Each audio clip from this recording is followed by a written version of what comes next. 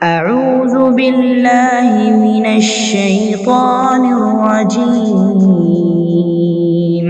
بسم الله الرحمن الرحيم الحمد لله نحمده ونستعينه ونستغفره ونعوذ بالله من شرور أنفسنا ومن سيئات أعمالنا من يهده الله فلا مضل له ومن يضلله فلا هادي له ونشهد أن لا إله إلا الله وحده لا شريك له ونشهد أن محمدا عبده ورسوله أرسله بالهدى ودين الحق ليظهره على الدين كله ولو كره المشركون ولو كره الكافرون أعوذ بالله من الشيطان الرجيم بسم الله الرحمن الرحيم يا أيها الناس اتقوا ربكم الذي خلقكم من نفس واحدة وخلق منها زوجها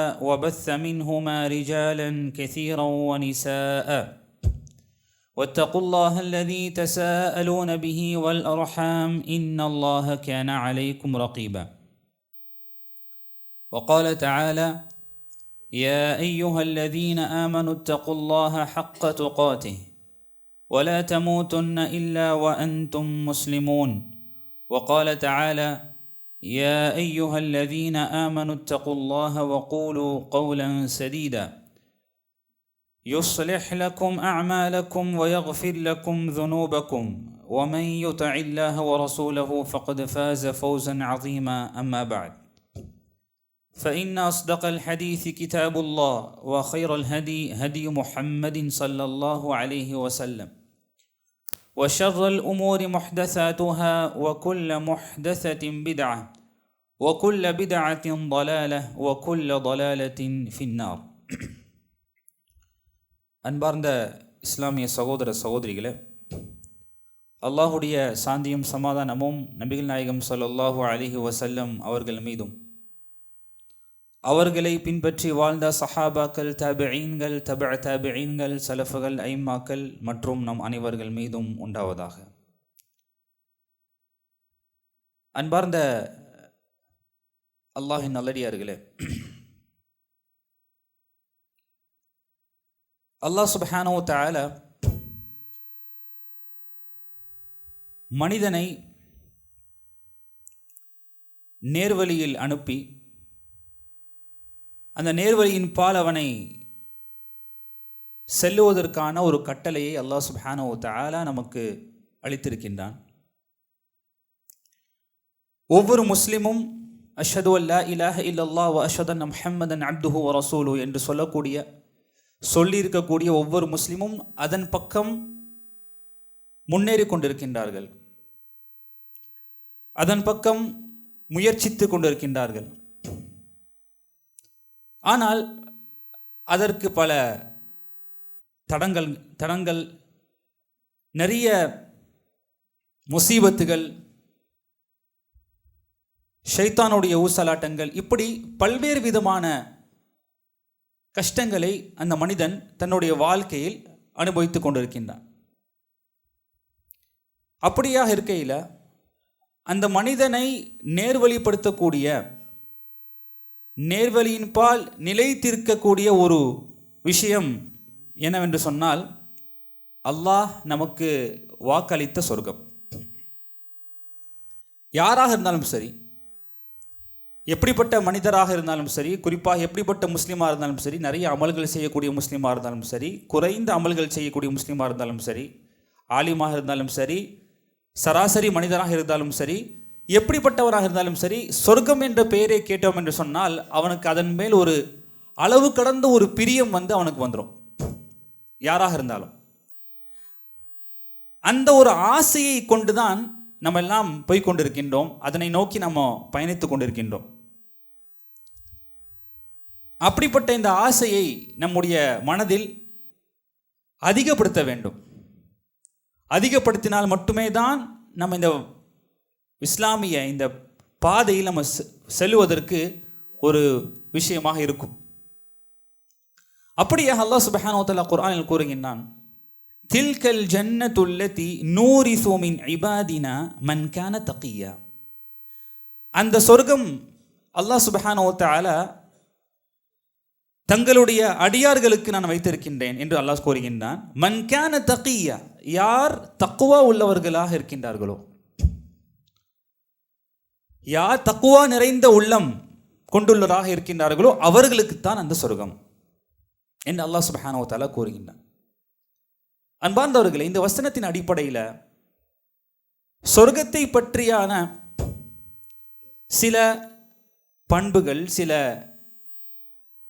அதனை பற்றியுள்ள சில செய்திகளை நம்ம கேட்டு அதனை ஆசைப்படுவதற்கு இன்ஷா அல்லாஹ் இந்த நேரத்தில் நாம் முயல்வோம்.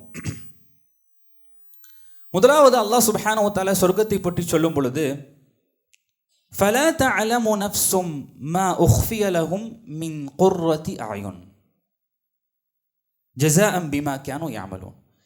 எந்த ஒரு ஆத்மாவும் தனக்கு அல்லாஹ் சுப்ஹானஹு வ தஆலா வாக்களித்த அந்த கண் குளிர்ச்சியான அந்த விஷயத்தை பற்றி அல்லாஹ் சுப்ஹானஹு வ தஆலா அறியாது மறைத்திருக்கின்றான். எந்த ஒரு ஆத்மாவுக்கும் அறியாமல் அல்லாஹ் மறைத்து வைத்திருக்கின்றான். யாரும் அதனை பற்றி யோசிக்க முடியாது. அப்படிப்பட்ட விஷயம் ஜஸாஅன் பிமா கானூ யஅமலூன், அவர்கள் செய்த அந்த அமல்களின் அடிப்படையில் அவர்களுக்கு அல்லாஹ் சுப்ஹானஹு வ தஆலா பரிசாக, ஜஸாவாக அல்லாஹ் அளிக்கக்கூடியவனாக இருக்கின்றான். நபிகள் நாயகம் ஸல்லல்லாஹு அலைஹி வஸல்லம் சொன்னாங்க, லா ஐனுன் ரஅத் வலா உதுனுன் சமிஅத், எந்த ஒரு கண்ணும் பார்த்திராத, எந்த ஒரு காதும் கேட்டிராத, எந்த ஒரு உள்ளமும் யோசித்திராத அந்த சொர்க்கத்தை அல்லாஹ் சுப்ஹானஹு வ தஆலா வைத்திருக்கின்றான்.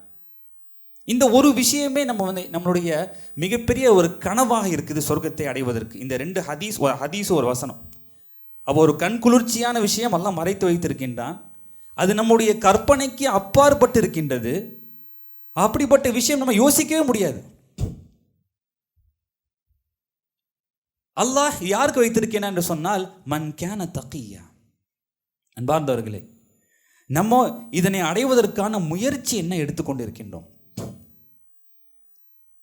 நம்முடைய வாழ்க்கை பாதி காலம், கால்வாசி, முக்கால்வாசி எவ்வளவோ அல்லாஹ் சுப்ஹானஹு வ தஆலா அறிவான், முடிந்து விட்டது. நம்முடைய இலக்கை நம்ம அடைய போகின்றோமா என்பது மிகப்பெரிய ஒரு கேள்விக்குறியாக இன்னும் நம்ம இருந்து கொண்டிருக்கிறோம். இந்த நேரத்தில், இந்த நொடியில் நம்ம தயாராக இருக்கின்றோமா? அந்த பரிசுக்கு உரியவர்களாக, அந்த பரிசுக்கு தகுதி பெற்றவர்களாக இருக்கின்றோமா என்று கேள்வி கேட்கக்கூடிய ஒரு நொடியில், நிமிடத்தில் இருந்து கொண்டிருக்கின்றோம். அன்பார்ந்தவர்களே, அல்லாஹ் சுப்ஹானஹு வ தஆலா கூறுகின்றான் அந்த சொர்க்கத்தை பற்றி. அதை பற்றி கேட்கும் பொழுது நம்மளுக்கு ரொம்ப ஆர்வமாகின்றது. وَإِذَا رَأَيْتَ ثَمَّ رَأَيْتَ نَعِيمًا وَمُلْكًا كَبِيرًا. நபியே, நீங்கள் அந்த சொர்க்கத்தை பார்க்கும் பொழுது நீங்கள் எதை பார்ப்பீர்கள் என்று சொன்னால் அருட்கொடையை பார்ப்பீர்கள், மகத்தான அல்லாஹ்வுடைய ஆட்சியை பார்ப்பீர்கள். முல்கன் கபீரா. யோசிச்சு பாருங்க, இந்த உலகத்தில் நமக்கு அருட்கொடை கிடைப்பது என்பது அரிது. அருட்கொடை கிடைச்சிட்டா அல்ஹம்துலில்லாஹ், அல்லாஹ்வுடைய அருட்கொடை. அதுவே ஒட்டுமொத்த வாழ்க்கையே அருட்கொடை என்று அல்லாஹ் சொல்றான். அந்த சொர்க்கத்தில் நுழைவது ஒட்டுமொத்த ஒவ்வொரு நொடி, ஒவ்வொரு நிமிடம், ஒவ்வொரு கணம் அருட்கொடை எல்லாமே. அப்படிப்பட்ட ஒட்டுமொத்த வாழ்க்கையே அருட்கொடையா இருக்கக்கூடிய அந்த ஜன்னாவை அடைய போகின்றோமா? அது மட்டுமல்ல, நம்மலாம் யோசிச்சுட்டு இருப்போம் ஒவ்வொரு நேரமும், நம்ம நினைச்சதெல்லாம் நடக்கணும் அப்படின்னு யோசிச்சுட்டு இருப்போம். ஒவ்வொரு முஸ்லீம், ஒவ்வொரு மனிதர், ஒவ்வொரு நபருக்கும் அது ஒரு கனவு. நம்ம இது நினைக்கிறோன்னா அது நடந்துடணும் அப்படின்னு. சில நேரங்களில் நடக்கும், சில நேரங்களில் நடக்காது. வாழ்க்கையில் எப்பவுமே நம்ம எதிர்பார்த்துட்டு இருப்போம். அந்த எதிர்பார்ப்பை எதிர்பார்க்காதீர்கள் என்று சொல்லுவாங்க. அதனால் நம்ம போகிற போக்கில் போகணும். ஆனால் இருந்தாலும் நம்முடைய ஆசை நமக்கு ஒன்று இருக்கும், இது நடக்கணும், இந்த விஷயம் எனக்கு அடையணும் அப்படின்னு. ஆனால் அங்கே சொர்க்கத்தில் நம்ம எதெல்லாம் நினைக்கிறோமோ அது நடக்கும். وَفِيهَا مَا تَشْتَهِيهِ الْأَنْفُسُ وَتَلَذُّ الْأَعْيُنُ. இந்த ஒரு வசனம் நம்மளுக்கு போதும். அந்த சொர்க்கத்தில் அந்த ஆத்மாக்கள், அந்த சொர்க்கத்திற்குரியவர்கள் எதெல்லாம் ஆசைப்படுகின்றார்களோ, எதெல்லாம் அவர்களுக்கு கண்குளிர்ச்சியாக இருக்கின்றதோ அதையெல்லாம் அவர்கள் அடைவார்கள். வஃபீஹா மா தஷ்தஹீல் அன்ஃபுஸ். யோசிச்சு பாருங்க, ஏதாவது ஒரு விஷயம் அது எந்த அளவுக்கு வர்ணிக்கிறாங்கன்னு சொன்னால், இந்த வசனத்தினுடைய விளக்கத்தை கொடுக்கும் பொழுது, ஒரு மனிதருக்கு ஒரு பழம் கொடுக்கப்படும், ஒரு ஆப்பிள் பழமோ ஏதோ ஒரு பழம் கொடுக்கப்படும். அந்த பழத்தை சாப்பிடும் பொழுது இந்த பழத்தை விட வேறு ஒரு பழம் கொடுக்கப்பட்டால் நல்லா இருக்குமே, வேறு ஒரு பழம் சாப்பிட்டால் நல்லா இருக்குமே அப்படின்னு நினச்சிக்கிட்டே இருக்கும் பொழுது அந்த பழம் வேறு பழமாக மாறிவிடும், அவர் நினைச்ச பழமாக மாறிவிடும். இது ஒரு சாதாரண ஒரு உதாரணம். அது மட்டுமல்ல, அந்த சொர்க்கத்தில் மனிதன் வந்து என்ன என்ன என்ன ஆசைப்படுவான் அப்படின்னு சொன்னால், நபிகள் நாயகம் ஸல்லல்லாஹு அலைஹி வஸல்லம் சொல்கிறாங்க, அறுவடை செய்ய ஆசைப்படுவான். ஹார்வெஸ்ட், அறுவடை செய்ய, அக்ரிகல்ச்சர் பண்ணுறதுக்கு, விவசாயம் செய்வதற்கு ஆசைப்படுவானா. இப்போ அல்லாஹ் கேட்பானா, அலஸ்த ஃபீமா ஷைத்னி, நீ நாடினதுலாம் உனக்கு கிடைக்கலையா, கிடைச்சது தானே அப்படின்னு கேட்கும் பொழுது, பலா, கண்டிப்பாக யார் அல்லாஹ், எனக்கு எல்லாமே கிடைச்சது. வலாக்கின் ஒஹிப்பு அன் அஸ்ரா, நான் அறுவடை செய்ய ஆசைப்படுகின்றேன் என்று அந்த மனிதன் சொல்லும் பொழுது, உடனே அவன் அறுவடை செய்வதற்கான எல்லா விதமான தயாரும் ஏற்படுத்தப்படும். விதைகள் போடப்படும். அவன் உடனடியாக எப்போ நாடுகிறானோ அந்த விவசாயம் அவனுக்கு ரெடியாக இருக்கும். எது நாடுகிறானோ, எந்த விஷயத்தை விதைக்க நாடுகின்றானோ அதை அவன் உடனடியாக பெற்றுக்கொள்வான். சுப்ஹானல்லாஹ். இன்னும் ஒரு படி மேலே போயிட்டு நபி நாயகம் ஸல்லல்லாஹு அலைஹி வஸல்லம் சொல்கிறாங்க, இத இஷ்தஹல் இன்சான் ஃபில் ஜன்ன அல் வலத் ஹூ கமா கால நபி ஸல்லல்லாஹு அலைஹி வஸல்லம், மனிதன் சொர்க்கத்தில் பிள்ளையை பெறுவதற்கு ஆசைப்படுகின்றானோ. பிள்ளை என்று சொன்னால் குழந்தை. அந்த சொர்க்கத்தில் நமக்கு தெரியும், எல்லாருமே ஒரே வயதில் இருப்பாங்க. ஆனால் ஒரு மனிதனுக்கு ஒரு ஆசை வருது, எனக்கு ஒரு பிள்ளை வேணும். பிள்ளை செல்வம் என்பது ஒரு மனிதனுடைய கனவாக இருக்கும். உடனே அல்லாஹ் சுப்ஹானஹு வ தஆலா அவன் எப்படி நாடுகின்றானோ, நபி ஸல்லல்லாஹு அலைஹி வஸல்லம் சொல்கிறாங்க, ஹம்லுஹு வ சின்னுஹு வ வதுஹு, அவன் எப்பொழுது அந்த குழந்தை பெறுவதற்கு நாடுகின்றானோ, எப்பொழுது எப்படிப்பட்ட குழந்தை எந்த வயதில் இருக்கணும் நாடுகின்றானோ அதை அந்த வயதில் பெறுவான். அந்த குழந்தையை அவன் நாடினால் அது வளர்த்து விடுவான். சுப்ஹானல்லாஹ். அவன் நினைப்பது எல்லாம் அந்த சொர்க்கத்தில் அல்லாஹ் சுப்ஹானஹு வ தஆலா அல்லாஹ் வைத்திருப்பான். அது மட்டுமல்ல அன்பார்ந்தவர்களே, இன்றைக்கி நம்ம உலகத்தில் பார்க்குறோம், சில நேரங்களில் சில முகங்களை பார்க்கும் பொழுது நமக்கு ரொம்ப கண்குளிர்ச்சியாக இருக்கும். சில பேரை பார்க்கும்போது நூறாக இருக்கும், மாஷா அல்லாஹ், அவர்கிட்ட பேசணும் போல இருக்கும், இல்லை அவர்கிட்ட பழங்கணும் போல இருக்கும். அதுவே சில நபர்களை பார்க்கும் பொழுது நம்மளுக்கு அந்த விஷயம் தோணாது. ரொம்ப குறிப்பிட்ட சில நபர்கள் நம்ம வாழ்க்கையில் அப்படி இருக்கும். ஆனால் அந்த சொர்க்கத்தில் அனைத்து நபர்களையும் பார்க்கும் பொழுதும் அப்படி தான் இருக்கும், கண்குளிர்ச்சியாக இருக்கும். உஜூஹி யௌமஇதின் நாதிரா, எல்லாருமே அப்படியே நூறாக இருப்பாங்களாம். நதுர் என்று சொன்னால் வெளிச்சமாக, பிரகாசமாக, நூறாக இருப்பாங்களாம். உஜூஹு யௌமஇதின் நாதிரா தஅரிஃபு ஃபீ வுஜூஹிஹிம் நத்ரத்தன் நஈம். அந்த சொர்க்கத்தில் நீங்கள் எப்படிப்பட்ட முகங்களை பார்ப்பீங்க சொன்னால், நீங்கள் ஒளிமிக்க நூறாக இருக்கக்கூடிய, எங்கே பார்த்தாலும் அந்த முகமே நூறாக இருக்கும். எங்கே பார்த்தாலும், யாரை பார்த்தாலும் யோசிச்சு பாருங்க, அவனுடைய வாழ்க்கையை எந்திரிச்ச உடனே அவனுடைய வாழ்க்கையிலும் நபர்களை சந்திக்கும் பொழுது, பிரகாசமான முகங்களை, பிரகாசமான நபர்களை சந்திக்கும் பொழுது அவனுடைய நாள் எப்படி இருக்கும்? அது மட்டுமா, முத்தகிஈன ஃபீஹா அலல் அராயிக், இது அல்லாஹ் சுப்ஹானஹு வ தஆலா குர்ஆன்ல அடிக்கடி நிறைய இடத்துல சொல்லியிருப்பான். முத்தகிஈன ஃபீஹா, இது வந்து பார்த்தீங்க, இந்த அர்த்தம் பார்த்தீங்கன்னு சொன்னால், அவர்கள் ஒரு மெத்தையின் மேல் சாய்ந்து கொண்டு ரொம்ப எந்த ஒரு விஷயம் இல்லாமல் அப்படியே அமர்ந்திருப்பார்கள். இது என்ன பெரிய விஷயம் அப்படின்னு நினைக்கலாம். இப்போ இன்றைக்கினா நம்ம வீட்டுக்கு போயிட்டு மெத்தையில் சாஞ்சிருப்பேன். ஆனால் இதுக்கு மிகப்பெரிய டிஃப்ரென்ஸ் என்ன தெரியுமா? நம்ம வீட்டுக்கு போயிட்டு சோஃபாவில், எவ்வளோ பெரிய கோடீஸ்வர சோஃபாவில் உட்காந்தாலும் சரி, நம்ம மண்டல ஓடிக்கிட்டே இருக்கும் ஏதாவது ஒன்று. இது அடுத்து என்ன பண்ணுறது, அடுத்து என்ன பண்ணுறது, டென்ஷன் டென்ஷன் டென்ஷன் டென்ஷன் இல்லாத வாழ்க்கை இருக்குதா? இருக்கு. எந்த மனிதனும் நான் டென்ஷன் ஃப்ரீ வாழ்க்கையை வாழ்ந்துட்டு இருக்கேன்னு சொல்லவே முடியாது. ஆனால் அந்த இடத்துல நம்ம அந்த சோஃபாலையோ அந்த இடத்துல நம்ம படுத்து அப்படி சாயும் பொழுது சொர்க்கத்தில் அந்த இதை அல்லாஹ் வர்ணிக்கிறான்.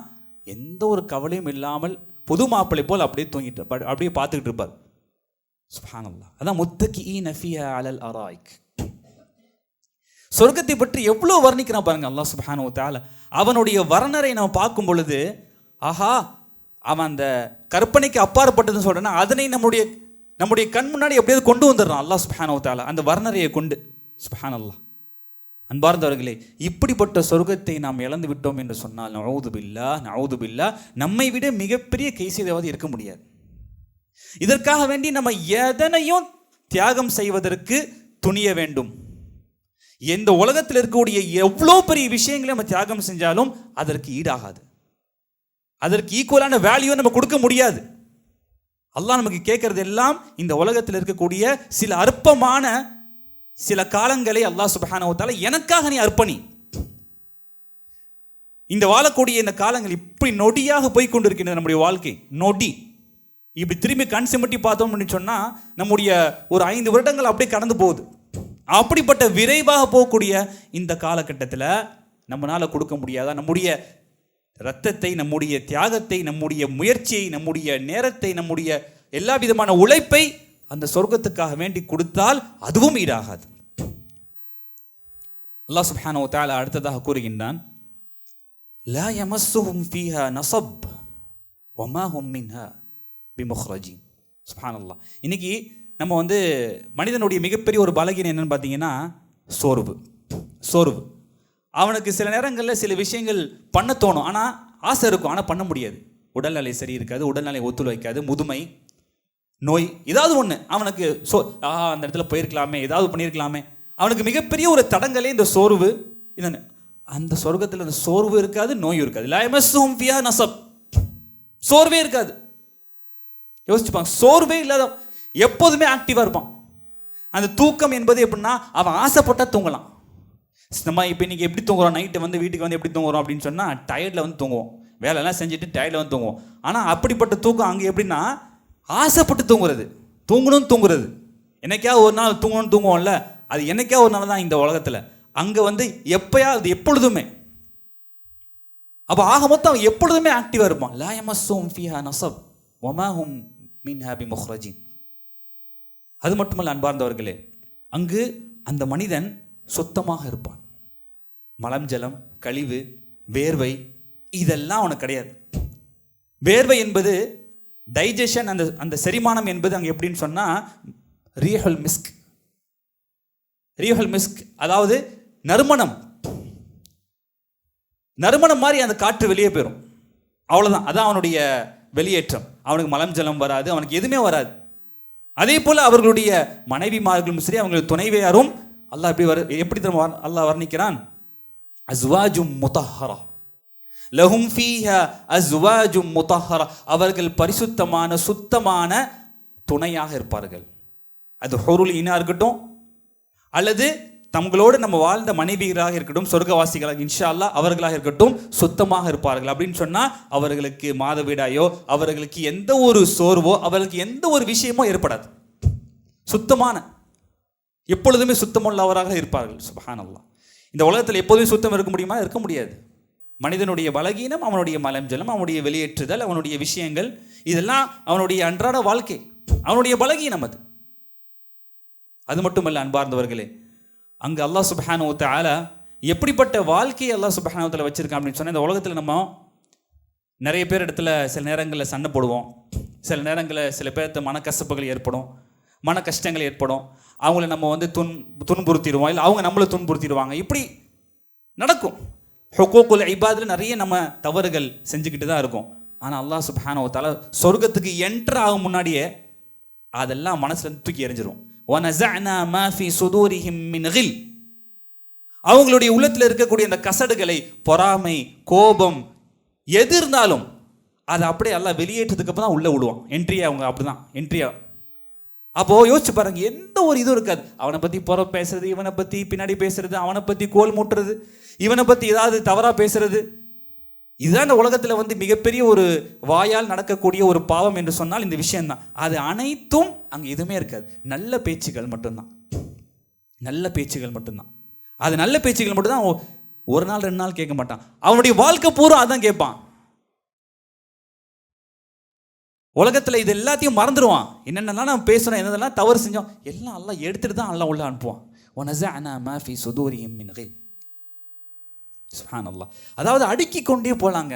இந்த விஷயங்கள் எதுக்கு சொல்லப்படுது அப்படின்னு சொன்னால், நம்முடைய உள்ளத்தில் அந்த ஆசையை வளர்க்க வேண்டும், நம்முடைய பிள்ளைகளிடத்தில் அந்த ஆசையை வளர்க்க வேண்டும். அது மட்டுமல்ல, ஒவ்வொரு மனிதனுடைய கனவு என்ன தெரியுமா? எனக்கு மிகப்பெரிய பலம் இருக்கணும். சில நேரங்களில் சில விஷயங்கள் நம்ம செய்யணும்னு ஆசைப்படுவோம், அது ஒரு சோர்வு ஒன்று இருக்கும். இன்னொன்று, சோர்வு இல்லைனா கூட என்னன்னு சொன்னால் நம்மளுக்கு பலம் இருக்காது. அந்த விஷயத்தை செய்வதற்கான தெம்பு இருக்காது உடம்புல. அல்லாஹ் சுப்ஹானஹு நபி ஸல்லல்லாஹு அலைஹி வஸல்லம் சொல்றாங்க, இன்ன ஃபில் ஜன்னதி யுஅத ரஜுல் குவத 100 ரஜுலின், குவத 100 ரஜுலின், அதாவது 100 நபர்களுடைய குவத் சக்தி அவனுக்கு கொடுக்கப்படும். ஃபில் அக்லி வ ஷுர்பி வல் ஜிமாஇ வ ஷஹ்வா. சுப்ஹானல்லாஹ். அவனுடைய சாப்பிடும் அந்த விஷயத்திலும் சரி, குடிக்கும் விஷயத்திலும் சரி, அவனுடைய இல்லற வாழ்க்கையும் சரி, அவனுடைய எல்லா விதமான ஆசைகளிலும் சரி 100 நபர்களுடைய குவத் கொடுக்கப்படும். சுப்ஹானல்லாஹ். அந்த மனிதர் அவனுடைய அந்த நிஅமத்தை, அவனுடைய அந்த சொர்க்கத்தில் கொடுக்கக்கூடிய அந்த விஷயத்தை முழுமையாக திருப்தியாக அதனை அவன் சுவைப்பான். இதுதான் ஒரு மனிதருடைய மிகப்பெரிய ஒரு கனவாக இருக்கக்கூடியது. அல்லாஹ் சுப்ஹானஹு வ தஆலா நிறைவேற்றான். இதெல்லாம் போக நமக்கு எவ்வளோ பெரிய ஒரு விஷயம் என்னன்னு சொன்னால், நம்மளுக்கு ஒரு புது விஷயம் நம்மளுக்கு கிடைக்கிது அந்த உலகத்தில். எந்த ஒரு புது விஷயம் இருந்தாலும் இது மனிதனுடைய இயல்பு. அந்த விஷயம் கொஞ்ச நாளுக்கு பழசானதுக்கப்புறம் அதை கொஞ்சம் போர் அடிச்சிடும் அவனுக்கு. ஒரு கார் வாங்குகிறோம், இல்லை அதை அப்படியே புதுசில் அப்படியே தொடச்சி வைப்பான், அந்த காரையோ பைக்கையோ இல்லை லேப்டாப்போ ஏதோ ஒன்று. போக போக போ இது மனிதனுடைய இயல்பு. அதை அப்படியே தூக்கி அப்படியே அப்படி போட்டுறது, இல்லை அதில் கண்டுக்காமல் விட்டுறது இதுதான். ஆனால் அந்த சொர்க்கத்தை பற்றி எல்லாம் சொல்லும் பொழுது ஹாலிதீன ஃபீஹா லா யப்கூன அன்ஹா ஹிவாலா. சுப்ஹானல்லாஹ். அந்த சொர்க்கத்தில் நிரந்தரமாக இருப்பாங்க. அதனை விட்டு அவங்க எந்த விஷயத்தையுமே நாட மாட்டாங்க.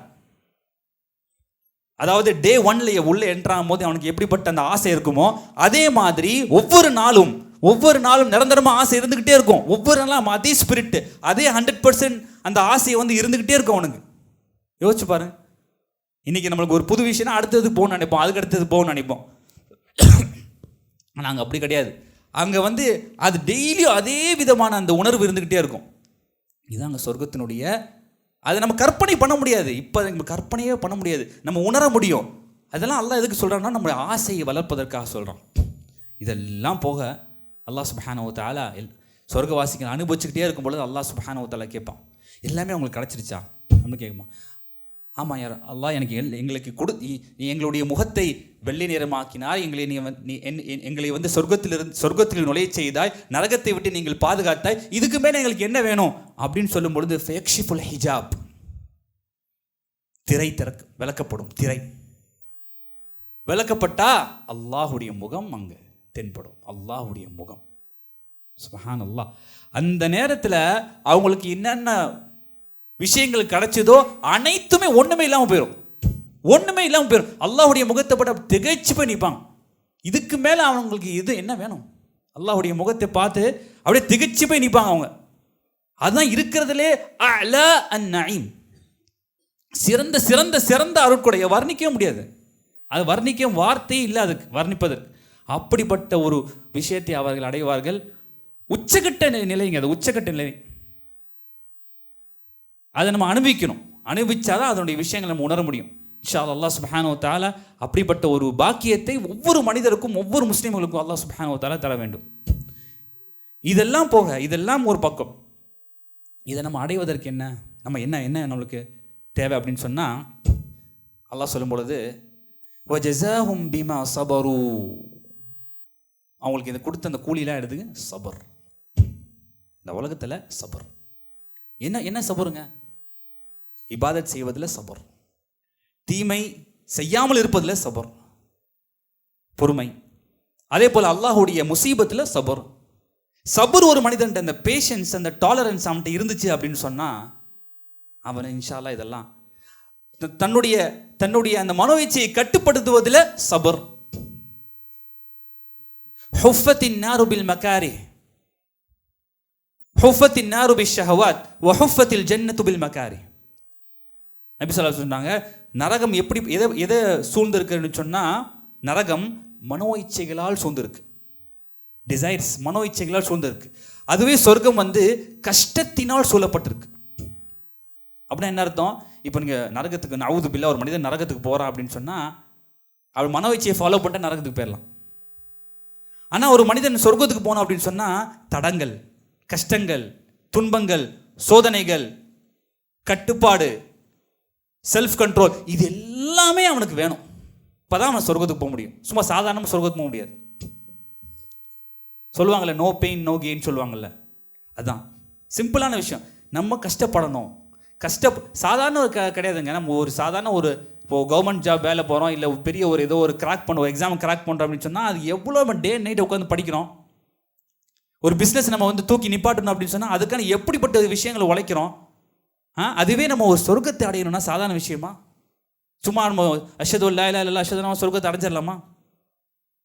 அதற்காக உழைப்பு வேணும். அந்த உழைப்பை தருவதற்கு நம்ம தயாரா? இந்த டிஸ்கிரிப்ஷன், இந்த விஷயங்களை, இந்த சொர்க்கத்தை பற்றியுள்ள இந்த விஷயங்கள்லாம் தெரிஞ்சதுக்கு அப்புறமும் நம்ம அந்த உழைப்பை போடலை அப்படின்னு சொன்னால் நம்ம தாங்க மிகப்பெரிய முட்டாள். அதை நம்ம விட்டுறக்கூடாது. நம்ம கையில் இருக்குது. அல்லாஹ் கொடுத்த அந்த நிஅமத்து, அந்த ஈமான், அந்த தொழுகை எல்லாமே இருக்குது. இன்னும் கொஞ்சம் அப்கிரேட் ஆகணும், அவ்வளோதான். அப்கிரேட் ஆகணும்னு சொன்னால் இன்ஷா அல்லாஹ் சுப்ஹானஹு வ தஆலா உங்களுக்கும் எனக்கும் நம்முடைய குடும்பத்தார்களுக்கும் அனைவருக்கும் அந்த சொர்க்கத்தை நுழையக்கூடிய பாக்கியத்தை நபிகள் ஸல்லல்லாஹு அலைஹி வஸல்லம் அவர்களோடு, சஹாபாக்களோடு, நபிமார்களோடு இருக்கக்கூடிய இந்த பாக்கியத்தை அல்லாஹ் சுப்ஹானஹு வ தஆலா தருவானாக. வ ஆகிரு தஅவானா அனில் ஹம்துலில்லாஹி ரப்பில் ஆலமீன்.